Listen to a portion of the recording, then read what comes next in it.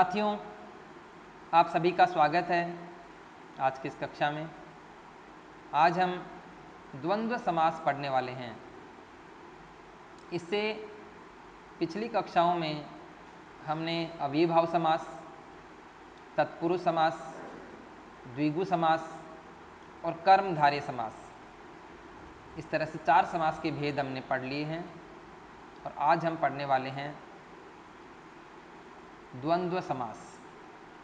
द्वंद्व समास में इसके जो प्रश्न बनते हैं परीक्षा में, द्वंद्व समास की क्या क्या विशेषताएं होती हैं, इसके कितने भेद होते हैं, इसका विग्रह किस तरीके से करते हैं और कौन से शब्द में द्वंद्व समास होता है और कौन से में नहीं, इस तरीके के प्रश्न इसमें पूछे जाते हैं। शुरू करते हैं हमारी कक्षा आज की।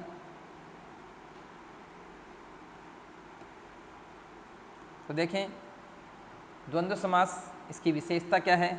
इस समास में दोनों पद प्रधान होते हैं।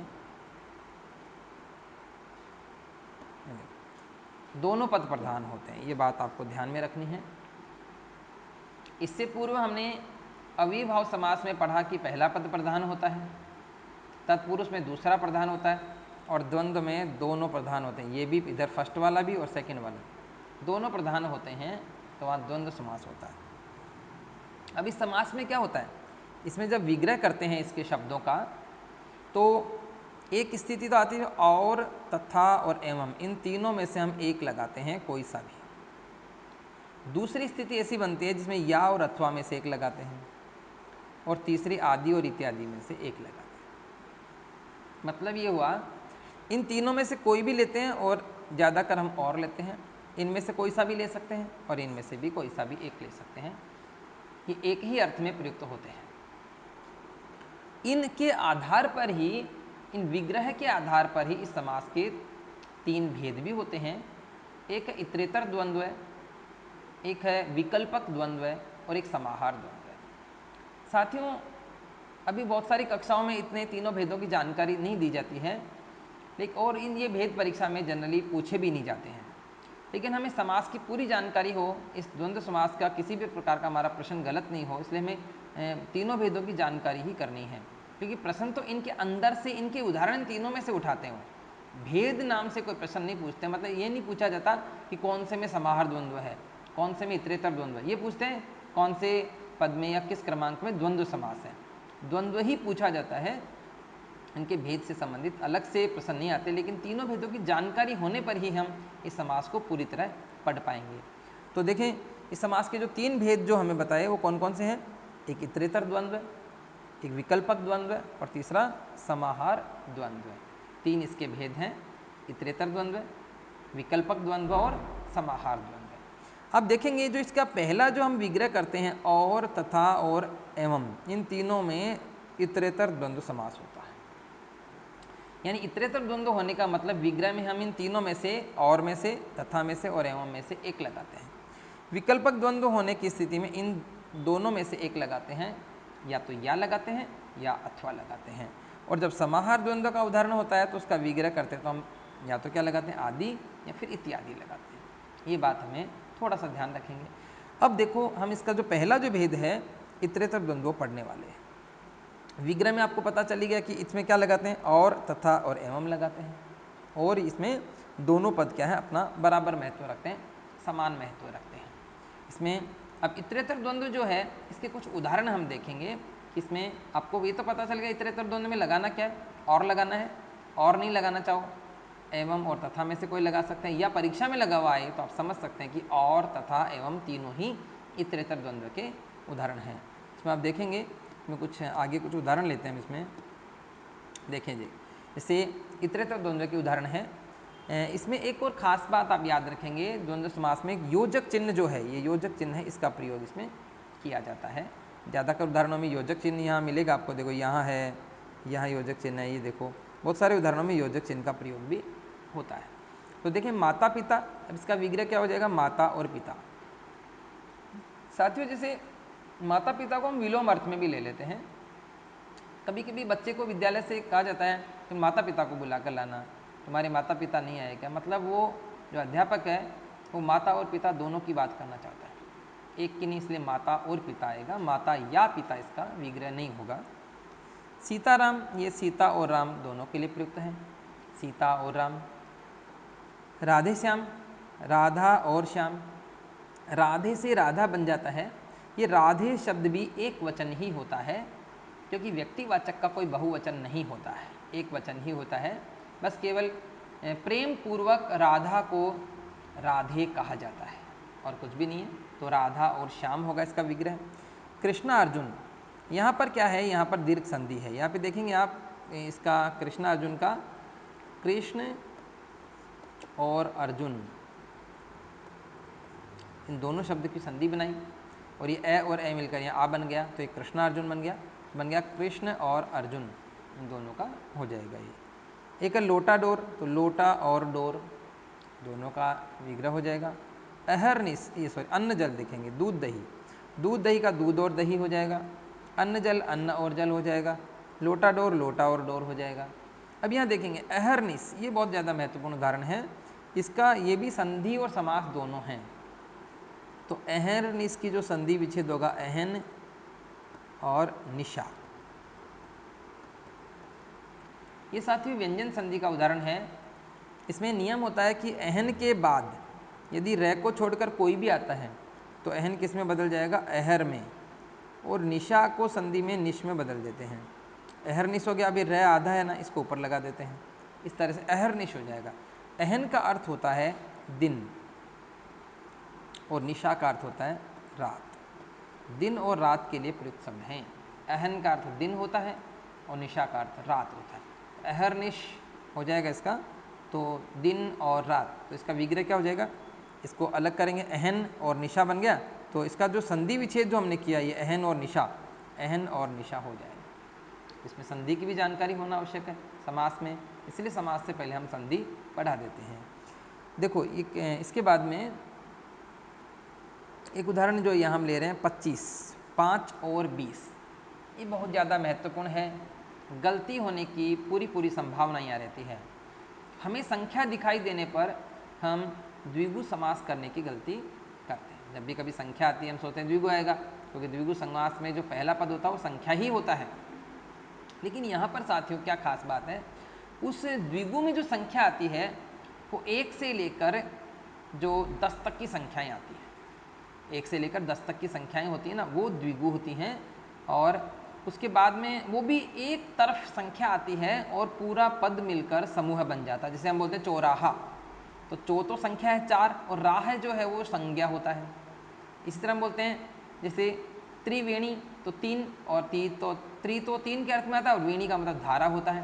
तो एक संख्या है और उसके बाद वाली जो है वो संज्ञा होती है और पूरा एक समूह बन जाता है। इक तारा, इक तो क्या है एक है और तार क्या है, संज्ञा है, ऐसा आता है उसमें।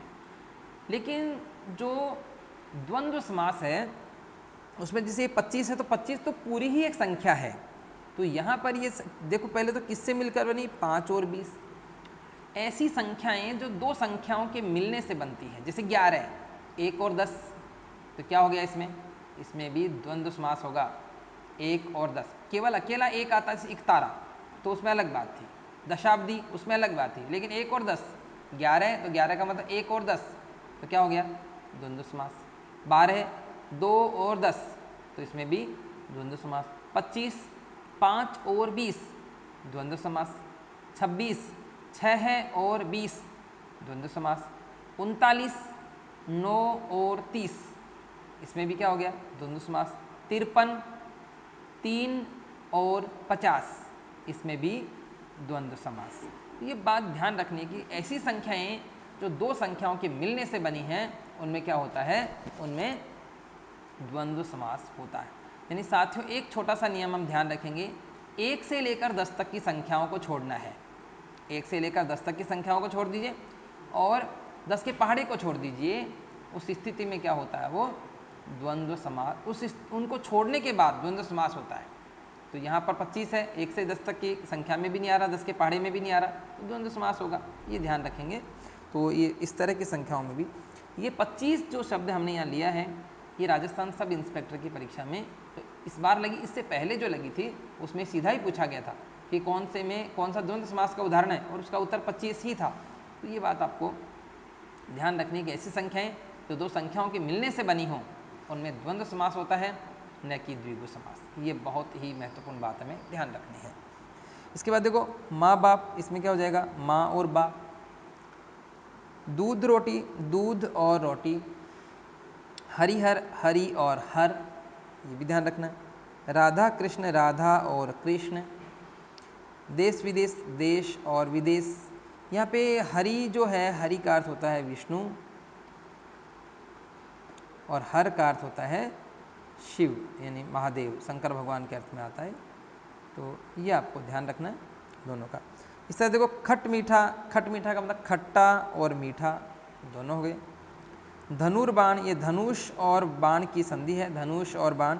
इसमें क्या हुआ, ये से धनु और इसके विसर्ग लगा हुआ है और यहाँ बाण है ये। तो इसमें क्या है, विसर्ग के बाद यदि घोष आ जाता है और विसर्ग से पहले ई और उ, तो ये रे में बदल जाता है। तो ये विसर्ग यहाँ से हटकर यहाँ ऊपर रे बन गया, धनुर्बाण, धनुष और बाण हो गया। इस तरह देखो भाई बहन, तो भाई और बहन हो गया। 63, ये देखो संख्या हो गई। 63 शुद्ध होता है और हम लोग सामान्य बोलचाल में बोलते हैं 63, जो कि अशुद्ध होता है। सामान्य बोलचाल में हम कैसा भी बोलें, लेकिन हमें ध्यान में रखना है कि शुद्ध क्या है, क्योंकि हमारी परीक्षाओं में भी ये शब्द शुद्धि में पूछे जाते हैं। 63, 3 और 60 हो गया। इस तरह 26, 6 है और 20 हो गया। ये 6 भी आप बहुत महत्वपूर्ण है। हम लोग ऐसे 6 लिखते हैं जो गलत होता है, और ऐसे हमें 6 लिखना चाहिए जो शुद्ध होता है। इसका भी हम गलत प्रचलन में चल रहा है, इसको शुद्ध मान के चलते हैं लोग, जबकि अशुद्ध होता है। इस तरह देखो 35, 5 और 30 हो गया। इसको भी हमें ध्यान रखना है कि ये दो संख्याओं के मिलने से बना है। इस तरह देखो 68, जो 8 और 60 के मेल से बना है, इसको भी द्वंद्व हो गया। 39 देखेंगे, 9 और 30, सीधा सीधा गणित के हिसाब से इसका विग्रह करेंगे, 9 और 30, तो ये भी क्या हो गया, द्वंद्व समास हो गया। कभी कभी द्वंद्व समास में 3 पद भी होते हैं, तो वहाँ भी ये समास होगा। जैसे कंद, मूल और फूल, तीनों के लिए है, तो इसमें आ जाएगा कंद और मूल और फूल। इस तरीके से ये आ जाएगा, यहाँ पे फूल होना चाहिए था, कंद, मूल और फूल, ये देखेंगे। दाल बाटी चूरमा, तो दाल और बाटी और चूरमा तीनों इसमें बनेंगे। तन मन धन, कि हम तन मन धन अर्पण कर रहे हैं, तो तन और मन और धन तीनों के अर्थ में प्रयुक्त होगा। इस तरीके से ये द्वंद्व समास के कुछ उदाहरण हैं इतरेतर द्वंद्व के। इसके आगे और बात करते हैं, तो थोड़ा सा आप दिमाग रखेंगे तो संख्या वाले पदों पर, विशेष करके वहाँ हम लोग द्विगु करने की गलती न कर जाएं। ये देखेंगे विकल्पक द्वंद्व। साथ ही विकल्पक द्वंद्व में क्या होता है, तो इतरेतर द्वंद्व में तो और लगाना है और एक संख्या वाली बात को ध्यान में रखना है। ऐसी संख्याएं जो 1 से 10 को छोड़ देती हैं और 10 के पहाड़ी को, यानी 10 के गुणज यानी 10, 20, 30, 40, 50, 60, 70, 80, 90, 100 इनको छोड़ देती हैं। उसके अलावा जो संख्याएं होती हैं उनमें द्वंद्व समास होता है, क्योंकि वो 2 के मिलने से बनती हैं। विकल्पक द्वंद्व देखेंगे, विकल्प में क्या होता है, 2 में से 1 लेना होता है। तो देखो इस समास में दोनों पद एक दूसरे के विपरीत यानी विलोम होते हैं, और इसके विग्रह में हम क्या करते हैं, या फिर अथवा ये शब्द जोड़ देते हैं। इनमें से कुछ भी करेंगे, या लगाएंगे या फिर अथवा लगाएंगे। इसकी खास बात आपको समझ में आएगी, विलोम होते हैं दोनों, विलोम होते हैं, उसी स्थिति में हम या लगाएंगे। देखो जैसे धर्माधर्म, अब इसमें सबसे पहले तो हम इसका संधि विच्छेद करना पड़ेगा, यहाँ से धर्म और दूसरा अधर्म। धर्म और अधर्म दोनों हैं, तो धर्म और अधर्म दोनों में, तो धर्म और अधर्म आपस में विलोम हो गए, तो इसका विग्रह आएगा धर्म या अधर्म, ये हो जाएगा। यहाँ पे भी ये संधि बन रही, देखो कर्तव्य कर्तव्य, तो इसका संधि विच्छेद जो हो जाएगा वो हो जाएगा कर्तव्य धन अकर्तव्य।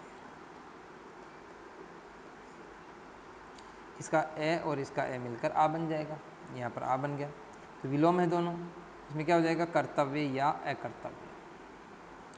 आजकल, आज या कल, आज और कल भी विलोम होता है।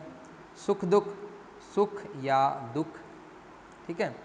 उल्टा सुल्टा, उल्टा या सुल्टा, सुल्टा का अर्थ होता है सीधा, उल्टा आप जानते ही हो। शस्त्रास्त्र, देखो यहाँ शस्त्र और अस्त्र की संधि है ये, यहाँ पर इसका संधि विच्छेद हो जाएगा, शस्त्र धन अस्त्र, इसमें ए और ए मिलकर आ बन जाता है और ये शस्त्रास्त्र बन जाएगा यहाँ पर, शस्त्र या अस्त्र। शस्त्र क्या होता है, हाथ में लेके ही चलाया जाता है, और अस्त्र को हम फेंक कर चलाते हैं, ये थोड़ा सा अंतर होता है इसमें। शस्त्र मतलब जैसे तलवार होती है, शस्त्र है, हाथ में रहती है, और अभी अस्त्र जो है जैसे भाला होता है, उसको फेंक के मारते हैं तो अस्त्र होता है। इसके बाद में जैसे एक और बात यहाँ पर, जैसे 5 10, अभी हम बात करते हैं 5 में 10 में द्विगु होता है, लेकिन ये दोनों एक साथ आ रहे हैं, 5 10। अब देखो जैसे हम किसी को बोलते हैं, कोई हमें बोलता है भाई ये काम आप कितने दिन में कर दोगे, हम उसको बोलते हैं यार 5-10 दिन में कर देंगे। अभी हम बात कर रहे हैं कि 5-10 में, तो 5 और 10 अलग अलग हैं ये, खाली हम जो 5 बोलते हैं या 10 बोलते हैं और उसके आगे कोई संज्ञा लगाते हैं तो वहाँ द्विगु समास होता है, लेकिन 5 और 10 दोनों के लिए है। 5-10, जैसे हमसे कोई बोल रहा है कि भाई ये काम आप कितने दिन में कर दोगे, या मुझसे कोई पूछता है सर ये आपका ये टॉपिक कितने दिन चलेगा, मैं उसको बोल देता हूँ, उस विद्यार्थी को बताता हूँ कि ये 5-10 दिन लगेंगे। 5-10 दिन का मतलब है कि मैं उस टॉपिक को, उस बिंदु को 5 दिन में भी पूरा कर सकता हूँ, 6 दिन में भी पूरा कर सकता हूँ, 7 दिन में भी पूरा कर सकता हूँ, 8 दिन में भी पूरा कर सकता हूँ, 9 दिन में भी पूरा कर सकता हूँ, और 10 दिन में भी पूरा कर सकता हूँ। इसका मतलब हुआ कि मैं 5 से लेकर 10 दिन में कभी भी खत्म कर सकता हूँ। मैंने कहा कि 5-10 दिन में पूरा हो जाएगा और 8 दिन में पूरा कर दिया तो कोई दिक्कत नहीं, सही है। तो ये बात है इसमें, तो 5 भी हो सकता है, 6 भी, 7 भी, 8 भी, 9 भी और 10 भी।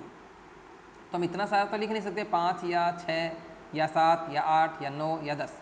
तो यहाँ या की जगह में सीधा सा कर देंगे 5 से 10 तक, तो वो या के अर्थ नहीं आएगा। तो यहाँ देखो इसका विग्रह 5 से 10 तक, तो ये जो तक और से लगा रहे हैं ना, ये या के अर्थ में ही आएगा, क्योंकि संभव नहीं इतनी सारी संख्याएं हम लिखें बार बार, तो 5 से 10 तक यूँ लिख कर भी हम इसको पूरा कर सकते हैं। इसका मतलब विकल्पक द्वंद्व ही होता है, मतलब 5 दिन में भी कर सकते हैं, 5 या 10 नहीं आएगा यहाँ पर, 5 से 10 तक, क्योंकि हम 6 7 8 9 में भी करने के लिए स्वतंत्र हैं उस कार्य को, ठीक है। इसी तरह देखो 10-12, भाई काम 10-12 दिन में करना, मतलब 10 दिन में भी कर सकते हैं, 11 दिन में भी कर सकते हैं, और 12 दिन में भी। इसका मतलब वही बन जाएगा इसका 10 से 12 तक, इसका हो जाएगा 10 से 12 तक। 150, अब देखो, हाँ भाई शादी में कितने आदमियों को बुला रहे हो, इस कार्यक्रम में कितने आदमियों को बुला रहे हो, 150 आदमी आएंगे। 150 आदमी का मतलब है कि मिनिमम तो यानी कम से कम तो 50 और अधिकतम 100, तो हम उसमें 70 आदमी भी ले जा सकते हैं, 90 भी ले जा सकते हैं। इसका मतलब ये क्या हो गया, 50 से 100 तक इसका बन जाएगा, तो इसमें हो जाएगा 50 से 100 तक। इसमें सातवीं बात ध्यान रखना है, भले ये उल्टा सीधा आ जाए, 150 बोलते हैं हम लोग, बोल सकते हैं, लेकिन विग्रह में सबसे छोटी संख्या को पहले लेना है, 50 से 100 तक यूँ लेना है। इस तरह देखो यश अपयश ये विलोम है दोनों, तो यश या अपयश हो जाएगा। राग द्वेष ये भी विलोम है, राग का अर्थ जो होता है वो प्रेम होता है, और द्वेष होता है द्वेषता, जानते हो, तो राग या द्वेष ये दोनों विलोम है। सत्य असत्य, देखो यहाँ ये वही संधि बन रही है, यानी सत्य आ जाएगा और सत्य के बाद में असत्य भी आ जाएगा, दोनों इसके यहाँ से, तो सत्य असत्य दोनों मिल जाएंगे इसमें। गुण दोष, तो गुण या दोष हो जाएगा। लाभ हानि, लाभ या हानि ये भी विलोम है। जीवन मरण, तो जीवन या मरण विलोम होते हैं, तो या लगाना है। थोड़ा बहुत, थोड़ा या बहुत।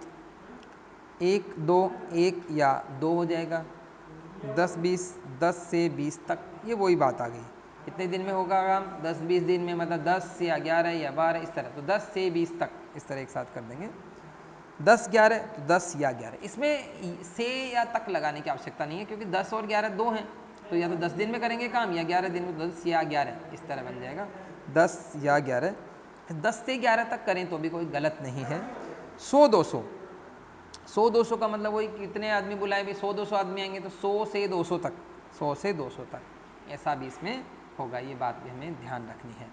तो साथियों विकल्पक द्वंद्व में थोड़ा सा ध्यान रखेंगे किस तरीके से विकल्प होता है, विपरीत अर्थ में आता है, और एक संख्या इतने से इतने तक, इतने से इतने तक, ये भी हमें ध्यान, वो संख्याएं जो दो के मेल से बनती हैं वह इतरेतर द्वंद्व होता है, लेकिन इसी में ये जो 10-12 10-11 यूँ इसमें क्या होता है, विकल्पक द्वंद्व होता है। आगे बढ़ते हैं इसमें, इसमें विकल्पक द्वंद्व के ही कुछ और उदाहरण हम देखेंगे। जैसे इसमें दिया है कि घट बढ़, तो घट या बढ़ हो जाएगा, मतलब ये विलोम होते हैं। जन्म मृत्यु, जन्म और या मृत्यु या लग जाएगा, विलोम है आपस में। 1500, वे कितने जने थे वहाँ पे? 1500। 1500 का मतलब 500 से 1000 तक, तो इसमें भी क्या हो जाएगा? 500 से 1000 तक, इस तरह से आएगा।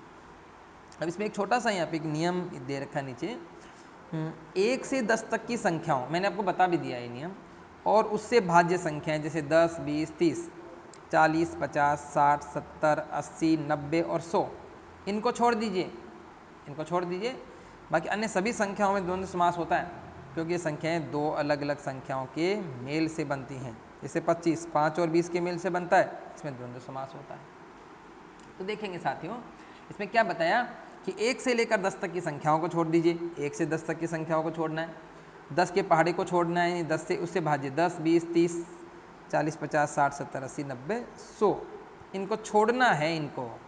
और बाकी सभी संख्याओं में जैसे 25 आ गई, 26 आ गई, 27 आ गया, 35 आ गया, 39 आ गया, 49 आ गया, 65 आ गया, इनमें सभी में 2 के मेल से जो संख्याएं बनती हैं उनमें क्या होता है? द्वंद्व समास होता है। ये हमें ध्यान रखने की बात है, बहुत ज़्यादा महत्वपूर्ण है कि द्वंद्व समास कैसे होता है। ठीक है, इसके बाद हम आगे बढ़ते हैं। इसमें समाहार द्वंद्व, इसका अंतिम भेद है द्वंद्व समास का, समाहार द्वंद्व है। देखो इस समास में क्या होता है, पहला और द्वितीय दोनों पद जो है उसके अलावा अन्य पद भी समाहित होने की संभावना रहती है। इसका नाम देखेंगे समाहार द्वंद्व है। समाहार में क्या होता है कि जैसे हमारे पास एक प्रथम पद है, ये आएगा, द्वितीय पद भी आएगा, इसके अलावा का और भी कुछ समाहित हो सकता है। जब समाहित होने की बात आ जाएगी तो वहाँ होता है समाहार द्वंद्व, ये बात हमें ध्यान रखनी है, समाहार द्वंद्व उसमें होता है। देखो इसमें विग्रह करते समय क्या लगाते हैं? आदि या इत्यादि लगाते हैं। जो तीसरा भेद है इसका मतलब क्या होता है, कभी कभी क्या होता है साथियों कि हम दो चीज़ों की बात तो कर रहे हैं, वो दो चीज़ें तो उसमें आएंगी ही आएंगी, उनके अलावा कोई और चीज़ भी आ सकती है। जैसे हम ऐसे बोलते हैं कि कभी लड़ाई झगड़े हो जाते हैं तो कई लोग बोलने लग जाते हैं सामने वाले को कि मैं तेरे हाथ पांव तोड़ दूंगा। अब हाथ पांव तोड़ने का मतलब क्या? हाथ पांव तोड़ दूंगा, ठीक है। हाथ पांव का मतलब हुआ हाथ भी पांव भी, साथ में शरीर के दूसरे अंग भी आ सकते हैं उसमें, ये बात ध्यान में रखनी है। कभी कभी हम बोलते हैं कि शादी है भाई, घर में कार्यक्रम है, तो क्या करें? बहू बेटियों के लिए कपड़े लेकर आने हैं। अब बहू बेटी का मतलब है कि केवल एक बहू के लेकर आ जाए और एक बेटी के, ऐसा नहीं है। मतलब घर की अन्य महिलाओं के लिए भी हमें कपड़े लेकर आने हैं। इसका मतलब ये हुआ कि उसमें और भी अन्य जो हैं उनका समावेश हो सकता है, इसलिए इस समास का नाम क्या रखा हमने? समाहार द्वंद्व। ये बात ध्यान रखनी है, समाहार द्वंद्व हुआ मतलब इसमें अन्य समाहित होने की संभावना है। बहू बेटी मतलब बहू और बेटी नहीं होगा, बहू बेटी आदि, मतलब बहू भी आएगी, बेटी भी, और अन्य भी आएंगी, उसमें अन्य महिलाएं भी आएंगी। इस तरह हाथ पांव आदि, इस तरीके के इसमें बनेंगे। उसका हम उसकी बात हम करते हैं, अभी देखें, लिखेंगे इसमें, इसके उदाहरण देखेंगे। जैसे हाथ पांव, तो हाथ पांव आदि, आदि आ गया, हाथ और पांव नहीं, हाथ पांव आदि। कुर्ता टोपी, जैसे बोलते हैं कि अच्छा बुआ जी बच्चे के, छोटे बच्चे के कुर्ता टोपी लेकर आ रहे हैं, तो कुर्ता टोपी, खाली कुर्ता और टोपी थोड़ी लेकर आते हैं, कुर्ता भी लेकर आएंगे, टोपी भी और अन्य चीज़ें भी, कुर्ता टोपी आदि। बहू बेटी, देखो बहू में मात्रा बड़ी रहेगी, बेटे की बहू, पोते की बहू वाली बहू है, बहू बेटी आदि। फल फूल, हाँ भाई क्या जंगल में फल फूल मिलते हैं, मतलब फल भी मिलते हैं, फूल भी, अन्य जड़ी बूटियाँ भी मिल सकती हैं, तो फल फूल आदि। जैसे कपड़ा लत्ता आदि। धन दौलत आदि, जिसमें और चीज़ें समाहित होने की संभावना होती है, उनको हम इस तरह बोलते हैं। काम काज आदि, ठीक है। भूल चूक आदि, भूल चूक हो गई, भूल भी हो गई, चूक भी हो गई, और भी कुछ हो गया होगा ऐसे। खाना पीना, वही खाना पीना आदि। बाप दादा, मतलब तेरे बाप दादा को पूछ लिया क्या? मतलब बाप को पूछ लिया, दादा को पूछ लिया, परिवार के अन्य जो बुजुर्ग हैं उनको भी पूछ लिया, ताऊ जी को भी पूछ लिया, चाचा जी को पूछ लिया, सबकी बात करना चाहता है अगला। बाप दादा कैसे हैं, जैसे ये होगा, यूँ बात करते हैं, तो बाप दादा आदि, उनके समाहित होने की संभावना इसमें रहती है। तो इस तरीके से यहाँ क्या होता है? समाहार द्वंद्व होता है। ठीक है, इसके बाद देखेंगे हम आगे कुछ इसके अन्य जो उदाहरण है वो देखेंगे। इसमें देखो उछल कूद, उछल कूद में उछल कूद आदि, उछल कूद रहा है तो उछलता भी है, कूदता भी है, इधर उधर भी घूमता है, कई तरह के काम इसमें करता है, इसलिए उछल कूद आदि। चिट्ठी पत्री, चिट्ठी पत्री मतलब चिट्ठी पत्री मिली क्या, चिट्ठी भी पत्री भी अन्य कोई सूचना, तो चिट्ठी पत्री आदि अन्य कोई समाचार। साग पात, साग पात आदि। दाल रोटी आदि ऐसे। चाय पानी, चाय पानी आदि। भाई चाय पानी पिलाई कि नहीं पिलाई, मतलब चाय पिलाई, पानी पिलाया, नाश्ता भी करा सकते हैं, यूँ मतलब इसमें कई चीज़ें शामिल हो सकती हैं। खान पान, खान पान कैसा है, खान और पान, पान का मतलब पीने के अर्थ में होता है। घर वर कैसा, घर वर कैसा है, तो घर भी वर भी अन्य और चीज़ें उसके परिवार के लोग सब देखते हैं उसमें। लीपा पोती तो लीपा, लीपना पोतना आदि, कई चीज़ें साथ में। बाल बच्चे कैसे हैं, तो बाल बच्चा आदि। लूट मार आदि, लूट मार चलती, लूटना भी, मारना भी, अन्य भी काम करना, पीटना भी, कई चीज़ें आ जाती हैं उसमें। आगा पीछा, आगे पीछे आदि, मतलब आगा पीछा आदि। धोती कमीज, धोती कमीज आदि, इसी अर्थ में आते हैं सारे के सारे, इसमें अन्य चीज़ें समाहित हो सकती हैं। कीड़े मकोड़े तो क्या, कीड़ा मकोड़ा आदि, मतलब कीड़े भी हैं, मकोड़े भी हैं, अन्य जानवर भी आ सकते हैं। रुपया पैसा तो रुपया पैसा आदि। मेल मिलाप, मेल और मेल मिलाप आदि। खेत खलियान आदि, इस तरह से इनमें समाहित हो सकते हैं। अब इसमें इसके बाद में एक इसमें और जो महत्वपूर्ण बात है वो हम आगे पढ़ने वाले हैं, देखेंगे भी। यदि एक सार्थक शब्द के साथ उसके समान ध्वनि वाला निरर्थक शब्द का प्रयोग यदि किया जाता है तो वहाँ भी समाहार द्वंद्व होता है। देखो साथियों, हम कभी किसी के घर जाते हैं, हम हमारे दोस्त के घर गए, दोस्त ने अपने बच्चों को या अपनी पत्नी को आवाज़ लगाई कि भाई चाय वाय लेकर आओ, और भाई पानी वानी तो लेकर आना। पानी वानी का मतलब क्या हुआ, पानी मंगाना चाहता है वो, साथ में वो ये, अगर खाली पानी मंगाना चाहता तो बोलता है पानी लेकर आओ, लेकिन वो बोलता है पानी वानी लेकर आओ, मतलब पानी के साथ कुछ और भी लाना। चाय भी बना के ला सकता है, नाश्ता भी ला सकता है। तभी हम बोलते हैं चाय वाय लाओ भाई, मेरा दोस्त आया है, तो चाय वाय का मतलब चाय भी और वाय कुछ नहीं है, निरर्थक शब्द है, लेकिन उसका वो एक अर्थ दे जाता है कि चाय के साथ कुछ बिस्किट नमकीन कुछ और भी लानी है। तो ऐसे सार्थक शब्द के साथ यदि एक निरर्थक शब्द का प्रयोग किया जाता है तो वो निरर्थक शब्द क्या करता है, खुद कोई अर्थ नहीं देता, लेकिन वो कई चीज़ें उसमें समाहित कर देता है। जब कई चीज़ें वो समाहित कर देता है तो वहाँ पे क्या होता है, समाहार द्वंद्व होता है। इसके देखेंगे आप, और इसमें यही होता है, इसका विग्रह जब करते हैं तो क्या करते हैं, निरर्थक शब्द को हटा देते हैं और सार्थक के साथ आदि या इत्यादि शब्द जोड़ देते हैं। इसके कुछ उदाहरण देखेंगे तो हमें बात पूरी तरह समझ में आ जाएगी। देखेंगे इसके कुछ उदाहरण अभी निरर्थक शब्द वाले, ये देखें आप, ठीक है, देखेंगे। जैसे अड़ोस पड़ोस, हम बोलते हैं अड़ोस पड़ोस। अब साथियों ये तो है कि अड़ोस कुछ नहीं होता, पड़ोस होता है, और भाई आपके अड़ोस पड़ोस के लोग कैसे हैं, तो हम बोलते हैं पड़ोस आदि, मतलब पड़ोस के आसपास के पड़ोस आदि, ठीक।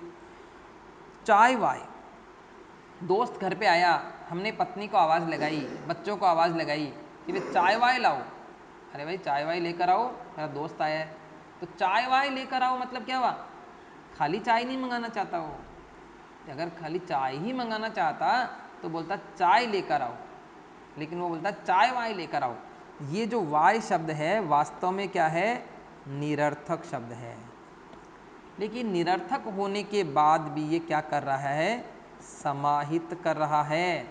कि चाय वाय का मतलब है चाय के साथ कुछ और भी लाना, ये बताना चाहता है, तो समाहित कर रहा है वो। हो सकता है बिस्किट मंगाना चाहता हो सकता है, मतलब वो यूँ वो बताता नहीं है, लेकिन वो एक आइडिया दे देता है कि चाय के साथ कुछ लाना है, तो ठीक है।